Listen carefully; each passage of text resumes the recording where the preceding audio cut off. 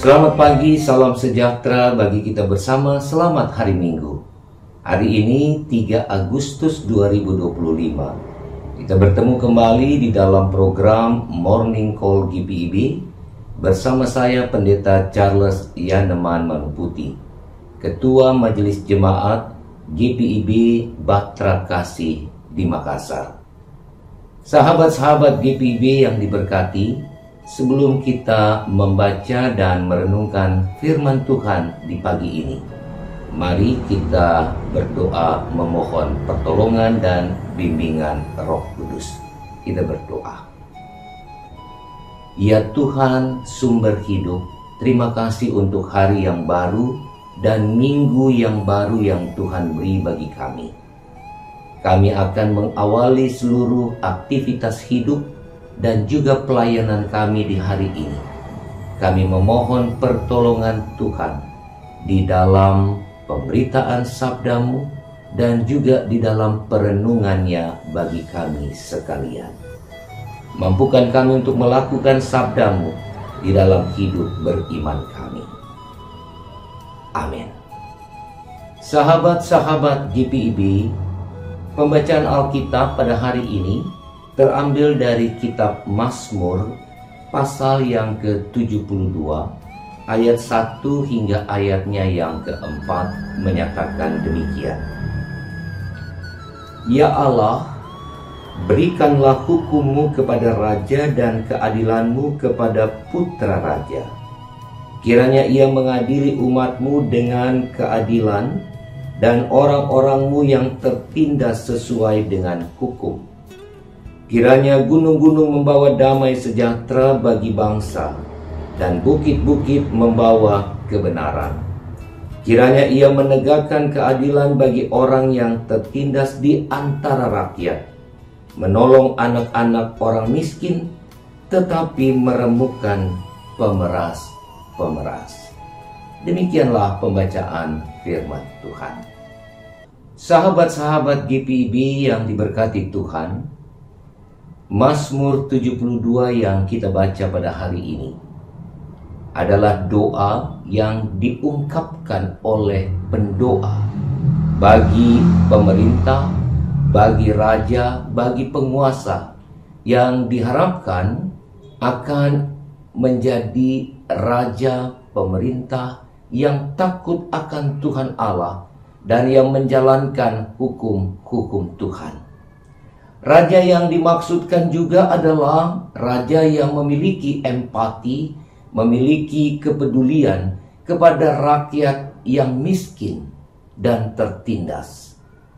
Dan raja yang memperjuangkan keadilan dan kedamaian bagi kehidupan, baik di tengah kerajaannya maupun bagi rakyat yang dipimpinnya.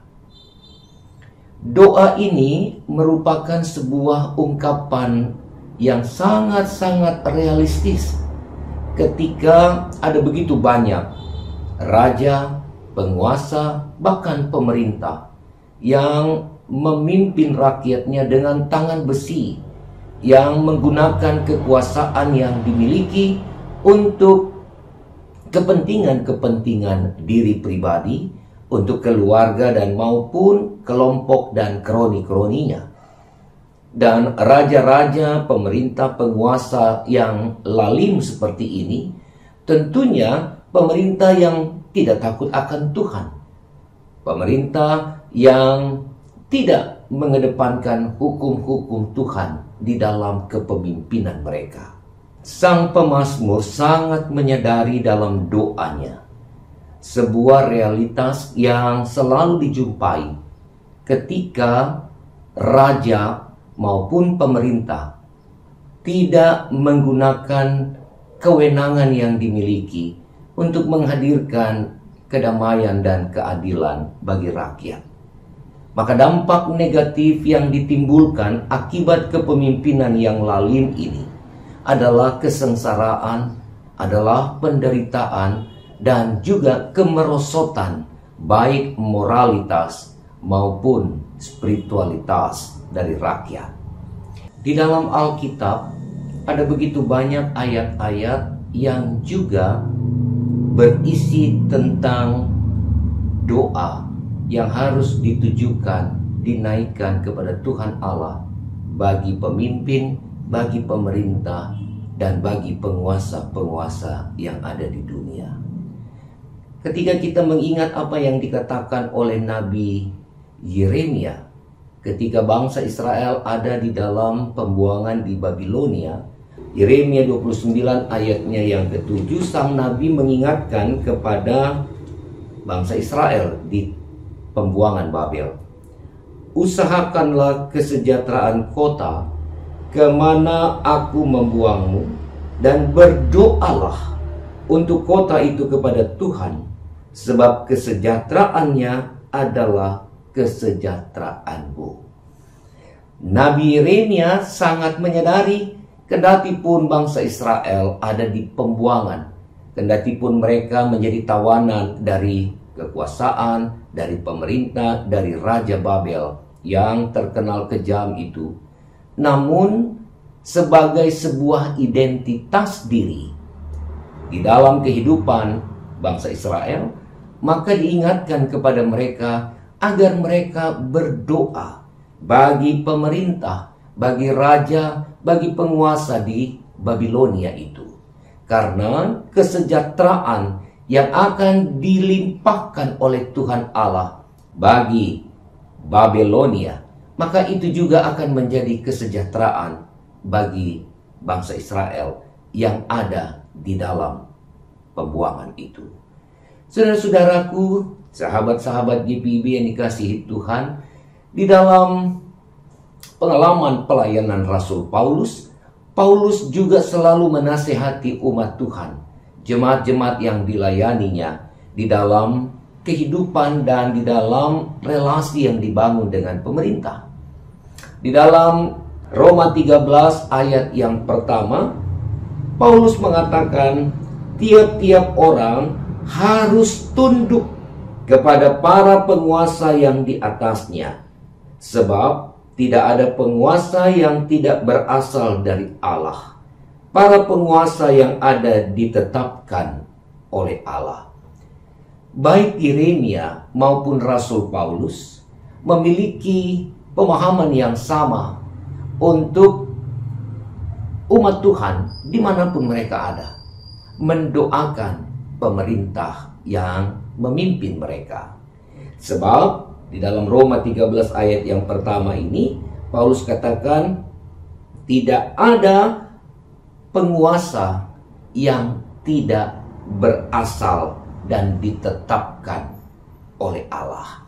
Itu artinya siapapun yang memimpin, siapapun yang memerintah, ketika kita mendoakan, ketika kita meyakini bahwa Tuhan berdaulat, Tuhan juga mengambil bagian di dalam kepemimpinan para pemimpin rakyat, maka kehadiran mereka merupakan juga manifestasi atau perwakilan, perwujudan dari kehadiran Allah yang sedang memimpin. Kepada anak rohani dari Rasul Paulus, yaitu Timotius, ketika Timotius juga diutus untuk memberitakan firman Tuhan, untuk menyampaikan kabar kesukaan dalam pelayanannya, anak muda ini juga diingatkan di dalam 1 Timotius pasal yang kedua, ayat 1 sampai dengan ayat yang keempat oleh Rasul Paulus. Karena itu, pertama-tama aku menasihatkan, naikkanlah permohonan, doa syafaat dan ucapan syukur untuk semua orang, untuk raja-raja dan semua pembesar, agar kita dapat hidup tenang dan tentram dalam segala kesalehan dan kehormatan. Itulah yang baik dan berkenan kepada Allah Juru Selamat kita, yang menghendaki supaya semua orang diselamatkan dan memperoleh pengetahuan akan kebenaran.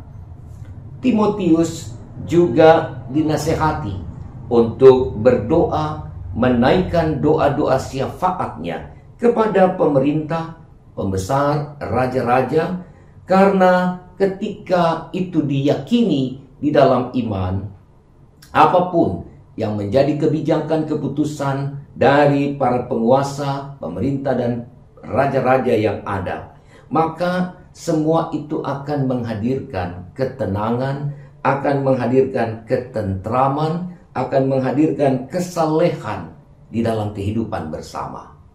Bahkan Rasul Petrus di dalam 1 Petrus pasal yang kedua ayat 13 dan 14 juga mengatakan kepada jemaat Tuhan, orang-orang Kristen Yahudi yang ada di perantauan, tunduklah karena Tuhan kepada semua lembaga manusia, baik kepada kaisar sebagai pemegang kekuasaan yang tertinggi, maupun kepada gubernur-gubernur yang diutusnya untuk menghukum orang-orang yang berbuat jahat dan memuji orang-orang yang berbuat baik. Para rasul dan nabi selalu mengajak umat Tuhan, jemaat-jemaat Tuhan, ketika mereka hadir di dalam sebuah bangsa, sebuah kerajaan, sebuah negara, sebuah komunitas yang ada pemimpin di dalamnya, maka mereka harus tunduk menghormati dan mereka harus mendoakan para pemimpin-pemimpin yang ada.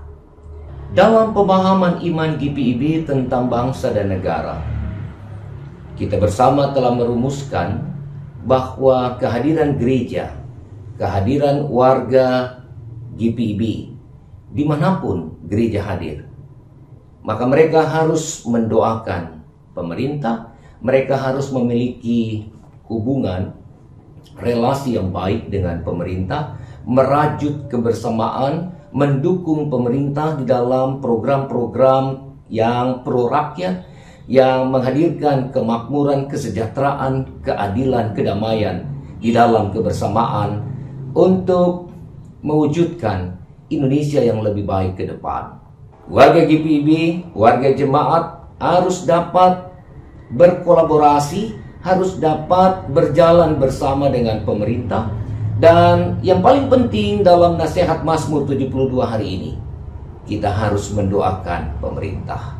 Biarlah Tuhan yang akan memberkati pemerintah, Tuhan yang akan memberi hikmat bagi pemerintah, sehingga dapat memimpin di dalam rasa takut akan Tuhan dan mengedepankan keadilan, kebenaran, dan kedamaian bagi semua orang di dalam bangsa ini. Memasuki bulan Agustus tahun 2025, kita bersyukur bersama karena bangsa ini hampir memasuki usia yang ke-80 tahun di dalam kemerdekaannya. Itu bukan sebuah upaya manusia dan segala macam yang kita miliki, tetapi perjalanan bangsa ini sepanjang 80 tahun, tentunya kita meyakini dalam iman ada karya Tuhan Allah, ada karya Roh Allah di dalam kehidupan berbangsa dan bernegara lewat kehadiran gereja Tuhan. Mari doakan pemerintah kita. Mari doakan mereka yang diberi mandat, mereka yang diberikan kepercayaan, agar tidak menyalahgunakan kepercayaan yang diberi untuk memimpin di dalam kebenaran. Sahabat-sahabat GPIB yang diberkati Tuhan, melalui firman Tuhan ini, mari kita lanjutkan proses kehidupan kita.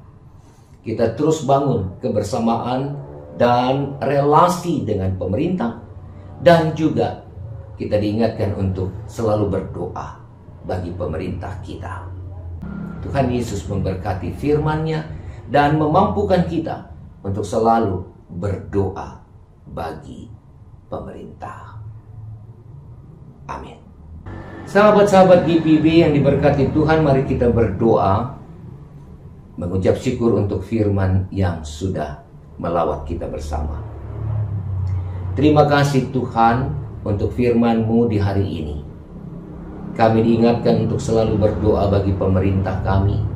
Kami diingatkan oleh sabda kebenaran-Mu untuk selalu membangun relasi, untuk selalu menjalin hubungan yang baik dengan pemerintah dimanapun kami ada sebagai gereja Tuhan. Oleh sebab itu Bapa di surga, kami berdoa Tuhan memberkati pemerintah kami, berikan kesehatan bagi para pemimpin kami, berikan hikmat, biarlah mereka semua menjadi orang-orang yang takut akan Tuhan, menjadi pemerintah yang selalu menjunjung tinggi nilai-nilai keadilan, kebenaran, dan kasih di dalam kepemimpinan mereka. Terima kasih Bapa di surga untuk firman ini. Ajar kami sebagai gereja-Mu agar senantiasa memberikan yang terbaik di dalam kehadiran kami bersama dengan pemerintah. Kami mau berdoa untuk perhelatan gerejawi Persidangan Sinode Raya GPIB ke-22 di Kota Makassar tanggal 27 hingga 31 Oktober 2025.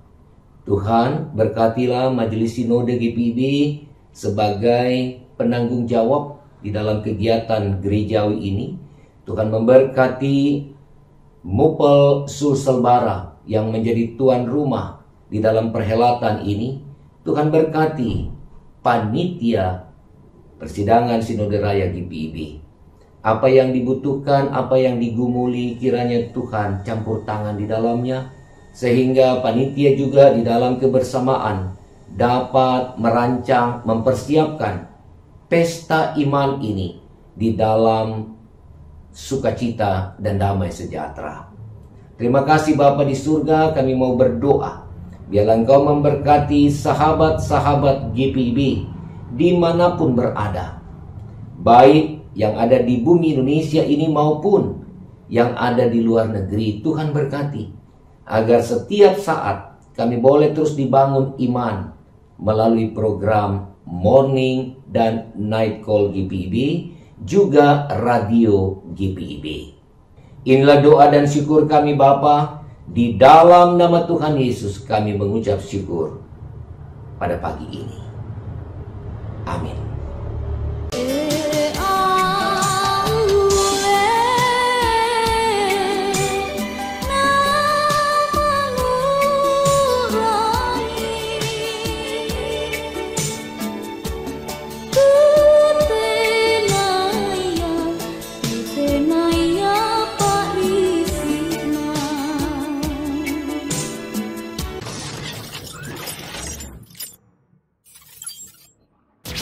Gereja tak lagi hanya di bangku ibadah. Kini kita hadir di layar, di ruang digital, di setiap suara yang menginspirasi. Inilah DigiFest GPIB 2025. Satu gerakan digital, lintas generasi, penuh karya dan semangat baru. Belajar di DigiEdu, tunjukkan talenta di Digitainment, pamerkan karya digitalmu di Digipreneur. Mari ambil bagian dalam GPIB DigiFest 2025.